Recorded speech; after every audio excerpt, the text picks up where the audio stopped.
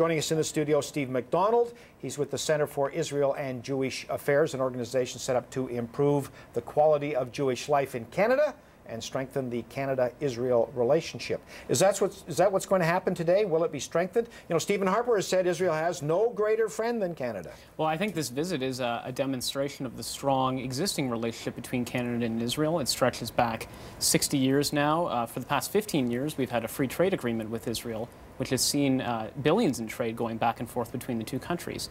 I think that beyond that, there is a particularly strong relationship between Prime Minister Harper and Prime Minister Netanyahu. And I'll give you one example of why I think this is seeing wide recognition in Israel beyond the government itself. I have an Israeli friend who recently told me in his assessment many Israelis wouldn't be able to pick out Mitt Romney or tell you who he is, but they know who Stephen Harper is. And I think that tells you a lot about the quality of this relationship. You know, that's interesting because we were just making mention a short time ago that major newspapers like the Jerusalem Post, today they don't even mention this visit to Canada, that they're largely focused on Netanyahu's visit stateside. Well, there is the visit to Washington, D.C. in a few days, and that is the focus of a lot of the Israeli media. But I have to point out that when Foreign Minister John Baird visited Israel, that week Israeli newspapers were plastered with pictures of, guess who? Minister Baird. And so I think that there is increasingly a recognition that this is a very strong and important relationship for Israel. Yeah, but that's a reaction, is it not, to the fact that Israel now perceives Canada to be friendlier to Israel than under previous governments?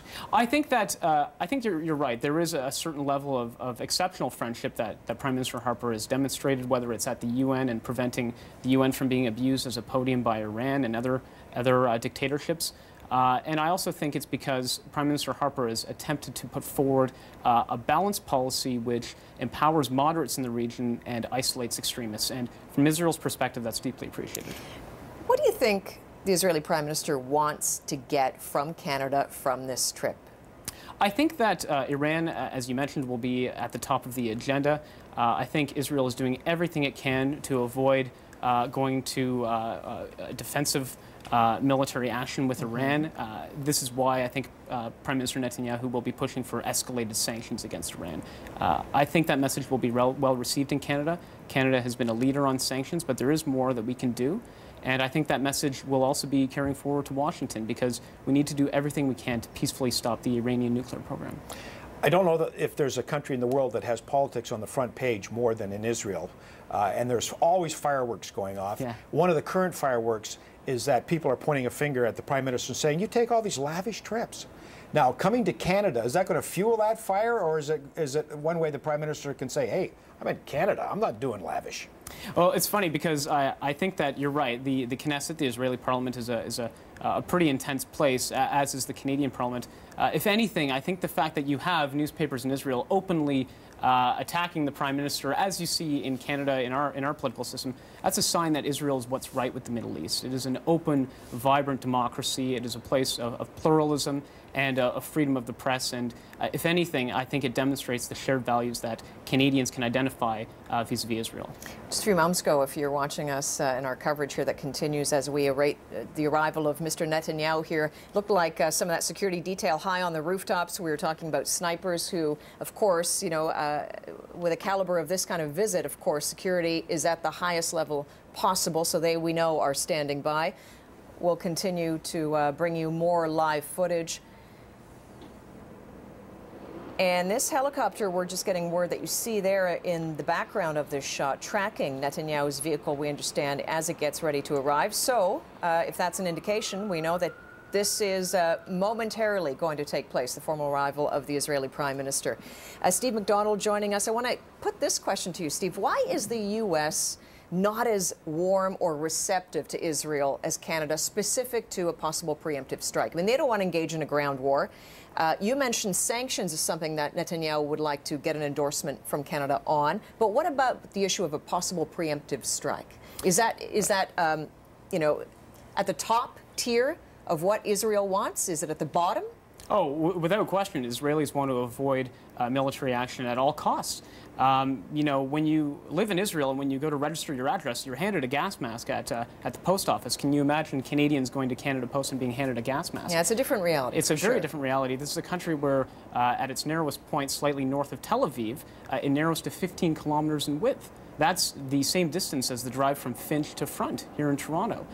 This is a very vulnerable country, and Iran has said that it is a 1 or 2 bomb country, meaning that the entire population could be destroyed with 1 or 2 bombs. And so Israel is making the case for very effective sanctions, very effective diplomatic measures, coupled with international resolve and an international threat of force to make the point to the Iranians that there is only one way out of this, and that's to peacefully dismantle your nuclear weapons program. In terms of public relations, there was a time in this country when Israel was the only country that wore a white hat in the Middle East. And then it really felt like the tide moved against Israel. As the settlers moved into the West Bank with impunity, the Palestinians put on a much better media face, launched a public relations program, which was at least a public relations program as opposed to ignoring, and they got a lot of support.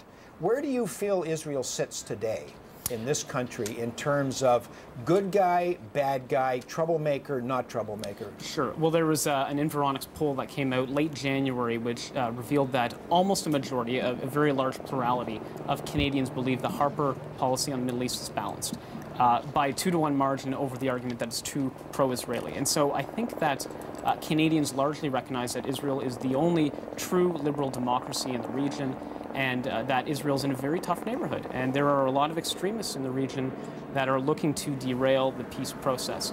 Realistically, I think this goes to a deeper trend, which is when Israel has made efforts for peace, Israel's twice proposed peace in the last 12 years, both of those offers were rejected. When Israel withdrew from the Gaza Strip unilaterally, withdrawing all of the settlements there, as you alluded to the settlements, when Israel withdrew from Lebanon, when Israel has taken significant measures for peace, I question the authenticity of those who still continue to criticize Israel and don't realize the sorts of things it has done and sacrifices it has made for peace. We're going to go back to Ottawa. Mercedes Stevenson is standing by. Mercedes, the helicopter, can you see it too? I can see it, I can hear it. It is circling. I can hear the sirens starting, indicating that Prime Minister Netanyahu and his convoy are quite close at this point. Give us some idea of what this official greeting will look like. Well, the Prime Minister is going to, our Prime Minister Harper will greet Prime Minister Netanyahu when he arrives. He's going to receive a salute from the honor guard that's behind me here. They're going to walk into the Parliament buildings where they'll be greeted by a number of officials, including the Speaker of the House and the Speaker of the Senate as well. So then they will, I believe there's also a number of MPs who are involved in that greeting. They'll move to his office. There'll be a photo op. They'll have a tete-a-tete meeting. They will also do a media availability after walking down the Hall of Honor and then have a private lunch together. Mercedes, we've been tracking that helicopter that we've been breaking away to live, which we're told is tracking and following the vehicle in which the Israeli Prime Minister is traveling in. So from your vantage point, can you give us a brief assessment in terms of what you're seeing there and how far away we may be from Netanyahu's arrival there? Well, I can actually see the helicopter. It's circling in advance of the convoy, looking at the ground, and I can hear the sirens. I don't know if you can as well, but they just went quiet again, but it means they're on their way. And also, traffic on the street has been shut down in front of me. Yeah, and we're seeing the convoy, the beginnings of the convoy here, I think. I'm not sure if that's in your vantage point. Are you seeing this, several police vehicles starting off the convoy, it seems? I am. I'm seeing RCMP vehicles, I believe. I can only see the lights. They might be Ottawa police, but likely RCMP because they're the guys who do federal security. And I can hear the helicopter getting louder. I'm sure you can too. It's right over us at this point. How many blocks shut down in and around the Parliament Hill area? Any sense of that, Mercedes? You know, I'm not sure, Jacqueline, but I can see for a fair degree in either direction here, and I don't see any traffic. So they would be shutting down any kind of traffic that's able to get onto the same street. I see the convoy coming now. They're entering Parliament Hill as we speak. A large number of police vehicles in front and black Suburbans with lights on top. I can hear the military getting into position. They are calling behind me here. And he should be up here in just a few seconds. They're curving around behind us. This is an extremely long convoy. I've been watching it come up since we started speaking, and they're still entering the gates. So a tremendous security presence, a number of cars, of course, making it difficult for anyone who is looking to tell which one he's actually in.